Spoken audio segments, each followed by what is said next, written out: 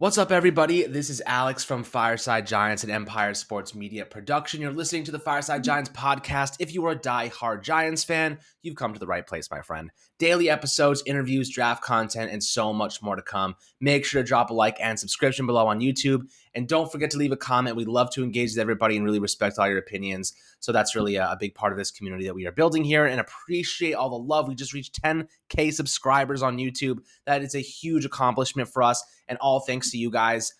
Means the world, and obviously only gets better from here. We're going to keep putting out great content. Hopefully everyone keeps coming back. And if you want to see anything specific, please let us know. We'll do our best to make sure we cover it all for you. But today's episode, really interesting. The Giants are right on line to secure 3 new coaches, 2 of them defensive, 1 of them offensive, and they're interesting. There are some interesting names, and I really am excited to discuss these 3 guys, Anthony. Before we do so, how are you doing today, my friend?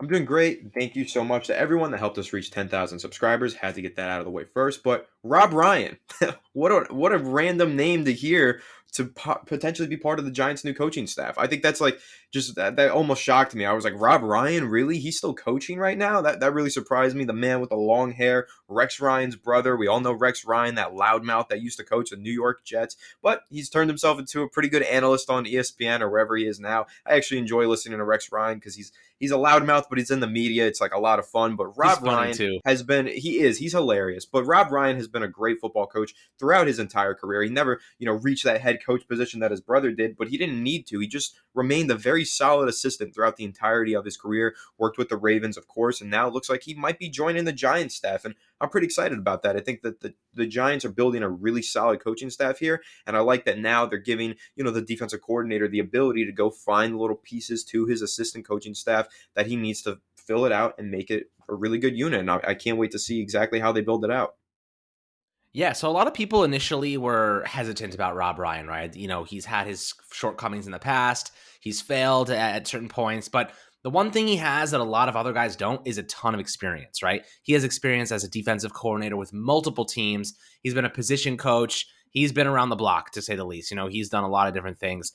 And to give you some information, he's worked with Washington, Baltimore, most recently as their inside linebackers coach under Wink Martindale. So that's obvious connection there. He's also spent time with the Arizona Cardinals back in the 1990s, New England Patriots in the 2000s, Oakland Raiders, Cleveland Browns, Dallas Cowboys, New Orleans Saints, and Buffalo Bills. And damn, he still has a nice flow of hair. So I got to say, I'm not totally opposed to this hire. I think that his experience is going to be essential, right? If this is Wink Martindale's guy, if he wants him on the roster, then so be it. I think that I trust Martindale. I think that was a solid hire to begin with. I did have my reservations, but I think, Anthony, this is interesting because we talked about this the other day with Wink Martindale and what the shortcomings might be by hiring him. And my point entirely was, you know what? I don't necessarily trust that if they're going to bring him in on a short-term thing. I think they need a year or 2 to actually get a defense that's capable of what he's used to doing, right? So he's a heavy blitzing defensive coordinator, ranked 6th last year in blitz rate among the entire NFL. And in 2020, he was the number 1 ranked blitzing defense in football. They ranked 2nd last year in total sacks. I believe they had 57.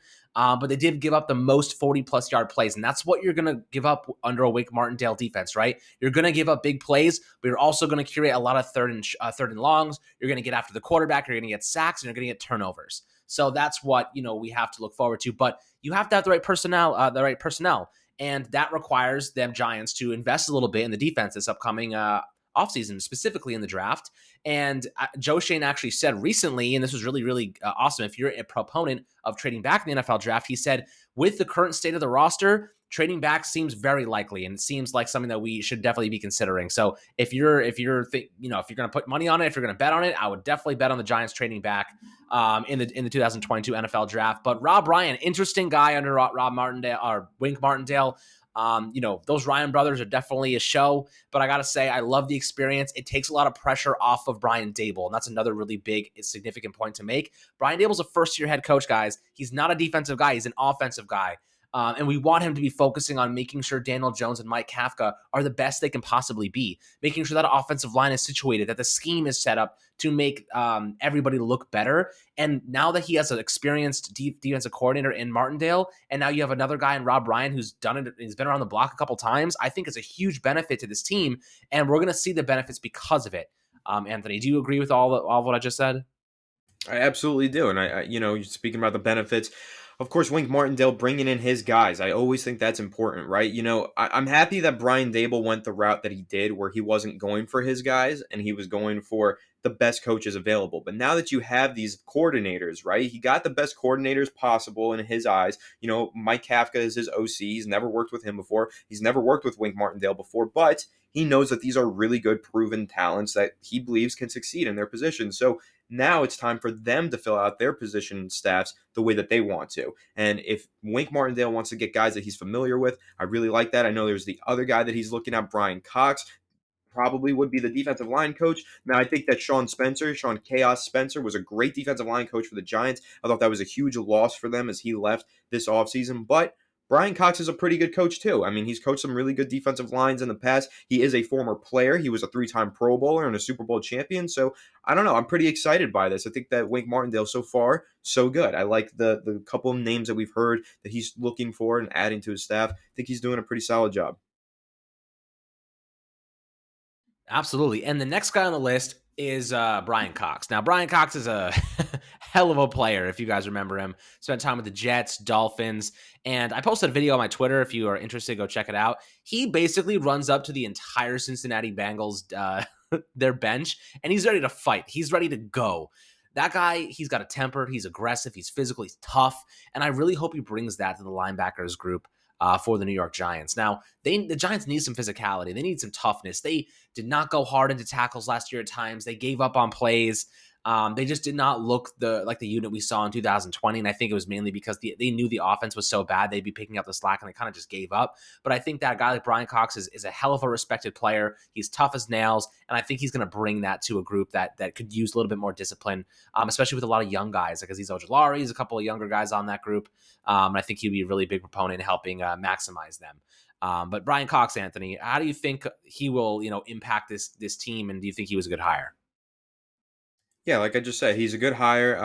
Sean Spencer was a big loss in my eyes, but to get this guy, Bryan Cox, in here as a defensive line coach, I think is really good. Of course, I mentioned 3 Pro Bowls appearances in his playing career, Super Bowl champion, but he's also done a lot of great work. He started off with the New York Jets 2006, went to the Browns 2009, was the pass rush coach for the Dolphins in 2011, which is interesting. I've never even heard of a pass rush coach. I mean, I've heard of it, but it's a very rare thing. Usually it's a defensive line coach. And then he was Tampa Bay Buccaneers defensive line coach 2012 to 13, but he hasn't coached in a while. He was the Atlanta Falcons defensive line coach from 2014 to 2016. That's when Dan Quinn was there, but he has not coached since 2016. So he's been without a job in the NFL for about 6 years, which is a little bit interesting to me.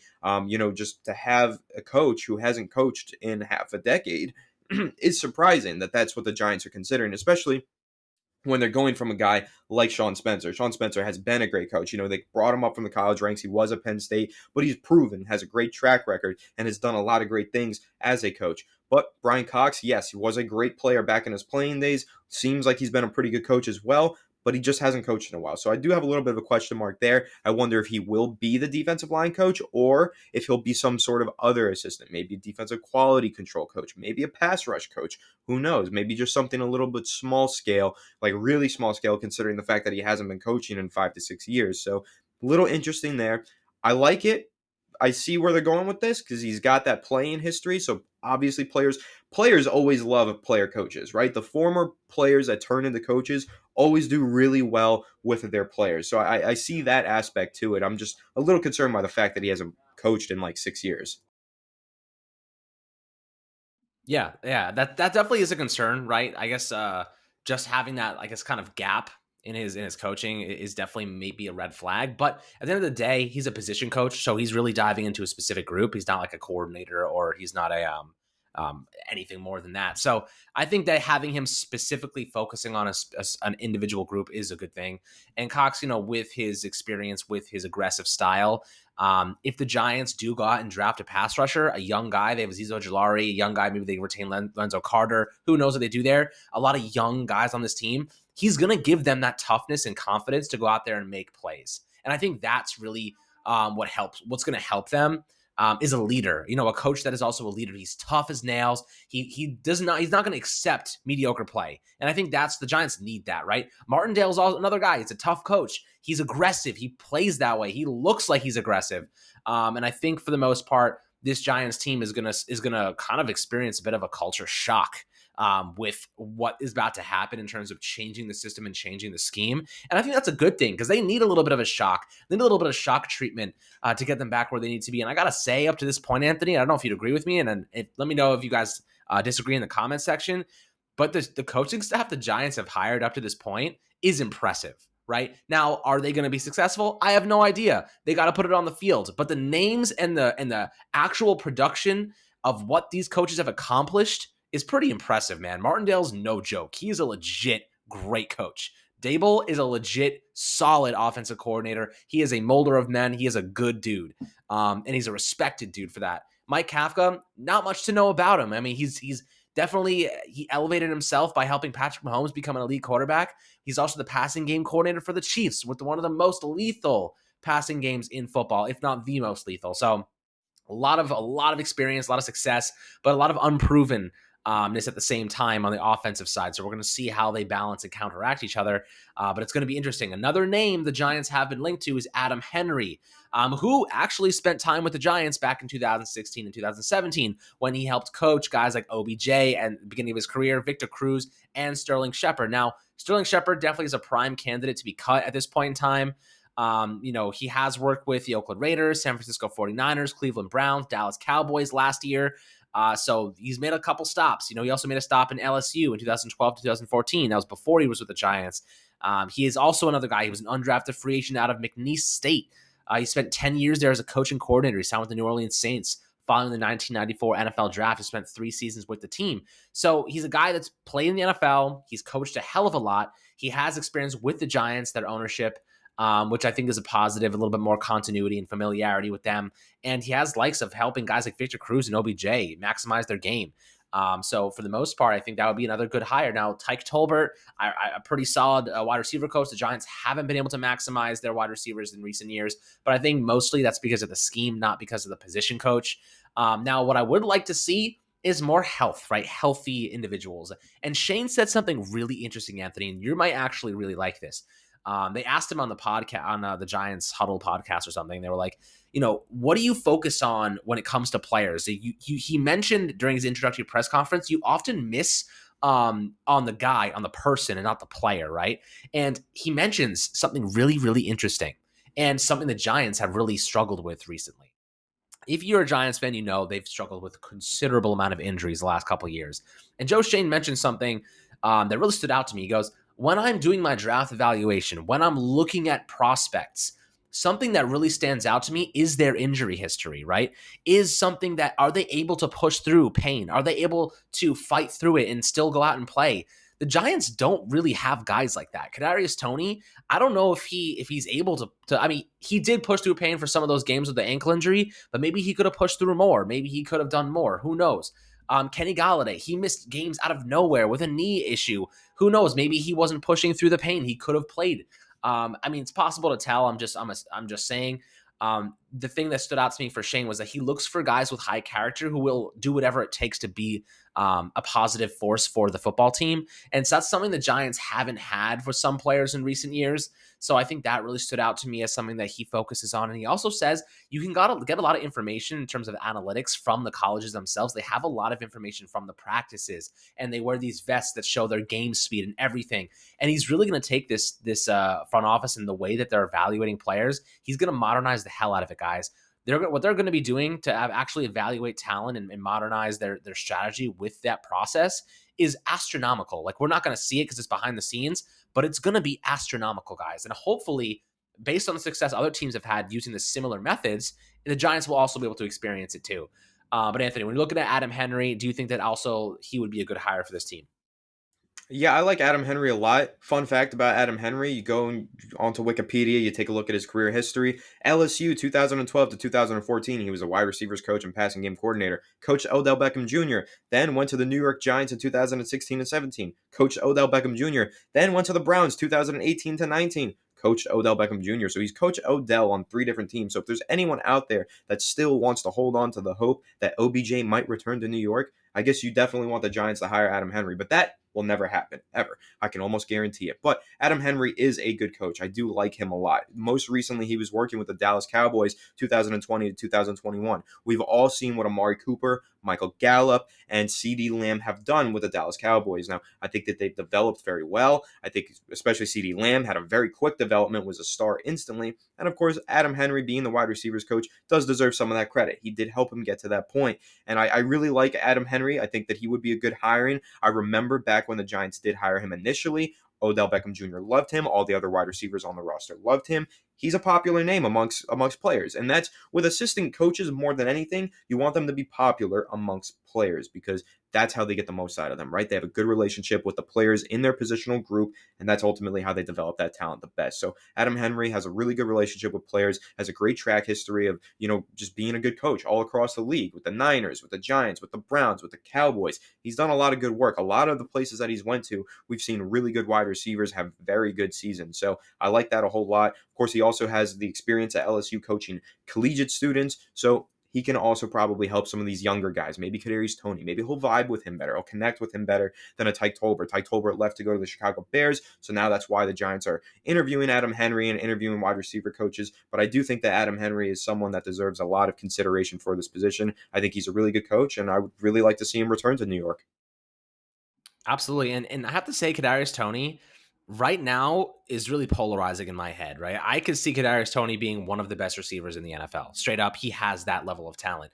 I think Brian Dable is going to bring it out of him, personally. I think that Brian Dable is going to make sure that he develops a really personal relationship with Kadarius Toney, like he did with Isaiah McKenzie, who I think the Giants may target in free agency, for the record, to replace Sterling Shepard. He's a really good speed guy that could impact this team positively. So when I look at Kadarius Toney, I think that he's very preoccupied with his music, which is not a bad thing, right? Like, he can have his other interests. But I think that maybe sometimes he gets a little distracted. And I think that Brian Dable, and with the relationship he's capable of curating with his players, I think he's going to command the respect that Kadarius Toney wants to play for him. And I really hope that is the case. Now, I'm not saying it's guaranteed, but I think that Dable is the relationship builder. He is a guy who can get the most out of players in that way. And I hope he does it for Kadarius Toney, because I really think Kadarius Toney could be elite. And if he commits himself to it, he could be he will be that good. He just needs that right coach. I think Dable can do it and unlock it for him. So hopefully that is the case. But we got a lot more to talk about in future days, my friends. Definitely draft content coming up. We're going to start looking at players specifically. This draft class is super deep with pass rushers, trade back scenarios, mock drafts, offensive linemen. I discussed Trevor Penning in an article the other day. He's a guy that's kind of climbing up my draft boards into the late first round right now. So if the Giants did want to pass, or they wanted to trade back, Penning would be a guy I might target. But then again, if they have Ekwonu or Neal or Cross on the board, you can't really pass on those guys. They have their strengths and weaknesses, but those are the top 3 tackles that you really just can't pass on, especially for the Giants, who desperately need offensive line support, and Joe Shane knows that. But nonetheless, I hope you guys enjoyed this episode of Fireside Giants. Make sure to like, subscribe, and drop your opinion in comments below, as always. Much love for getting us to 10K. So much great stuff to come, and we'll catch you guys on the next episode.